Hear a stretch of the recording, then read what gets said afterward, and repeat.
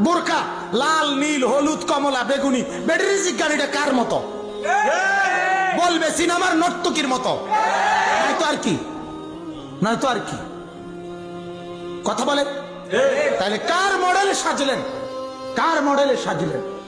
চা দোকানে বসে বসে বিড়ি খান এটা কার মডেল কার মডেল ধরলেন মুরব্বীরা কথা বলেন মিয়া প্রত্যেক কথার মধ্যে গালি ছাড়া কথা বলেন না এটা কার মডেল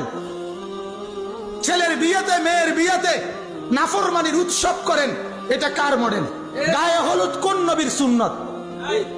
কথা বলেন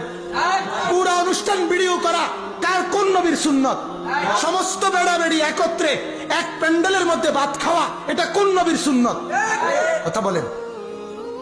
বলেন মিয়া ইনসাফ কোথায় আমাদের কোথায় আমরা হারিয়ে গেলাম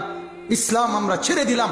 কোরআন আমরা ত্যাগ করে দিলাম রাসূলকে আমরা বিদায় জানাইলাম নবীর 23 বছরকে আমরা প্রত্যাখ্যান করলাম ও নবী মুহাম্মদ লাগবে না তোমার 23 বছর তোমার তায়েফের রক্তের কোনো মূল্য আমার কাছে নাই তোমার দান দান শহীদের কোনো মূল্য আমার কাছে নাই তোমার 14 দিনের পেটে পাথর বাঁধা ক্ষুধার কষ্টের কোনো মূল্য আমার কাছে নাই আমার কাছে বেঈমানের মডেল টেলিভিশনের নর্তকীর মডেল ওদেরটাই সুন্দর এই না জীবন তোমাদের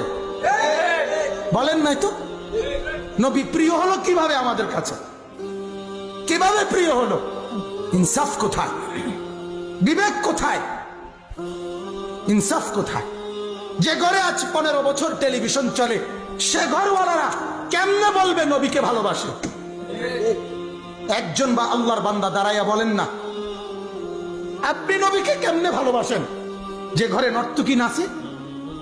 যে ঘরে নাটক সিনেমা ছাড়া দিন যায় না রাত পার হয় না যে ঘরে নাটক সিনেমার উলঙ্গতা গান বাদ্য ছাড়া জীবন কাটে না সে ঘরওয়ালারা আল্লাহকে ভালোবাসে সে ঘরওয়ালারা রাসূলকে ভালোবাসে যে ঘরে ফজরের নামাজ পড়ে না কেউ সে ঘরওয়ালারা আল্লাহকে ভালোবাসে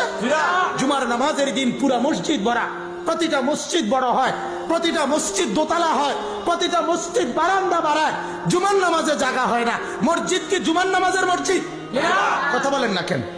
এই জন্য গোটা পৃথিবীর কাফেররা বলে ইহুদিদের ধর্মীয় কিতাবে লেখা আছে ইহুদিদের পাদ্রী যারা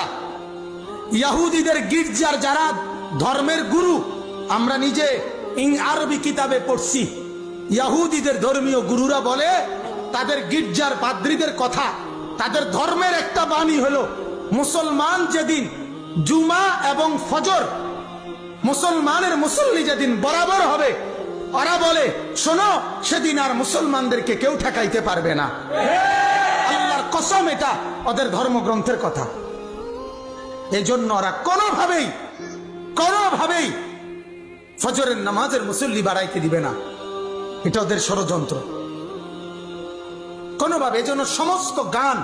সমস্ত মদ সমস্ত জুয়া সমস্ত নেশা সমস্ত অশ্লীলতা সমস্ত গুনার অফার সুযোগ সব রাত যত বাড়ে তত বেশি আয়োজন হয় কেন কেন যাতে করে ইমানদার সকালবেলা মুবারক টাইম ফজরকে বলা হয় ওয়াক্তুল ইনকিলাব ফজরের ওয়াক্তকে বলা হয় ওয়াক্তুল ইনকিলাব মানে পরিবর্তনের সময় ফজরের নামাজের সময় ভোর বেলায় বেঈমান পরাজিত হয় ফজরের ওয়াক্তে ইমানদার বিজয়ী হয় এটা কোরআন বিশ্বাস করেন এটা কোরআন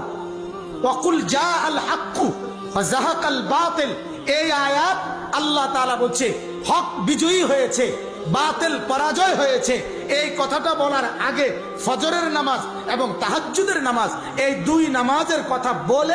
এরপরে আল্লাহ এই আয়াত বলছে এজন্য তাফসিরে লিখছে হকের বিজয় বাতিলের পরাজয়ের জন্য ফজরের ইহতিমাম জরুরি। হ্যাঁ